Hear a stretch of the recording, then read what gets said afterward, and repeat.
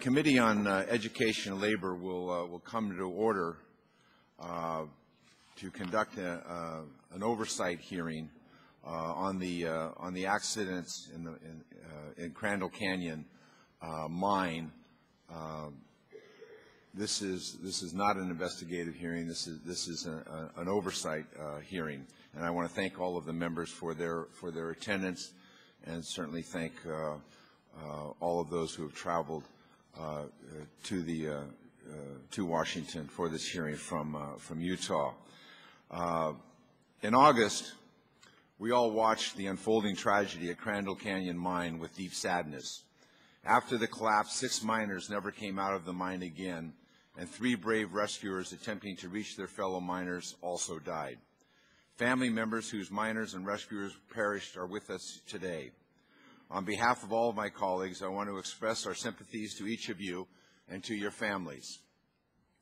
I know that your testimony today will be painful for you to deliver, but it is critical for us to hear from you directly. Families must be able to speak for those who have died. I thank you very much for agreeing to participate in today's hearing. I would also like to thank all of the brave miners involved in the rescue effort. We greatly admire their devotion and selflessness, and we wish a speedy recovery for those who were injured. I would also like to extend our gratitude to Governor John Huntsman and Congressman Jim Matheson for their concerns and involvement in helping the families and the miners during the rescue efforts and for joining us here this morning.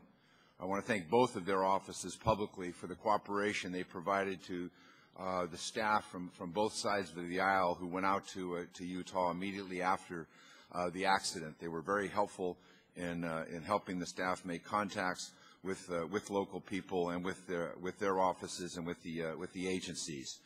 Today we will first hear from a panel of family members about how this tragedy has affected them, and then we will hear from a panel of leaders and policymakers to provide further context for this tragedy and what we must learn from it. I will be introducing all of those witnesses shortly. This month the committee intends to mark up additional legislation that would build on the legislation approved by Congress last year to improve mine safety. The committee is also committed to a thorough investigation of what happened at Crandall Canyon mine. In late August, we requested a comprehensive list of critical documents and communications from both Murray Energy Corporation and the Department of Labor to help us with our independent investigation of the Crandall Canyon mine tragedy. I regret to say that neither the department nor the company have been fully cooperative with us to date. They have yet to comply with many of the basic requests for information that is necessary for the committee to investigate this disaster. But let me be very clear, this committee will not be deterred from getting all of the information we need to do our independent investigation. And we will not tolerate obstruction and delay by either the department or by the company in pursuit of that information and this investigation. We will take every action necessary to hold individuals responsible for what appears to have been a preventable tragedy. We believe it is critical to get the truth of the events before, during, and after this disaster in order to prevent another one. The families of the miners who died, the miners who continue to work underground, and the communities in which they live deserve to know the straight facts. We have carefully documented the past year at the Department of Labor how seriously it neglected the responsibilities to miners. Over the past few years, the department has cut staffing levels for inspectors, torpedoed health and safety regulations, and hired top officials who came right from the coal industry. Today, the Department of Labor is failing to move decisively to require miners to have modern, state-of-the-art wireless communications as soon as the technology becomes available. It is failing to require rescue chambers, as West Virginia has done, that could immediately provide safe havens for trapped miners.